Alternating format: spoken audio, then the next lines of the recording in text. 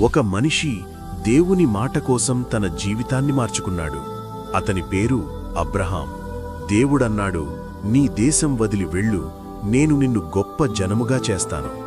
ఏ సందేహం లేకుండా అబ్రహాం ప్రయాణం మొదలుపెట్టాడు. సంవత్సరాలు గడిచినా పిల్లలు లేరు. కాని ఒకరోజు అద్భుతం జరిగింది. దేవుడిచ్చిన వాగ్దానం నెరవేరింది. ఇస్సాకు జన్మించాడు. అయితే ఒక పరీక్ష.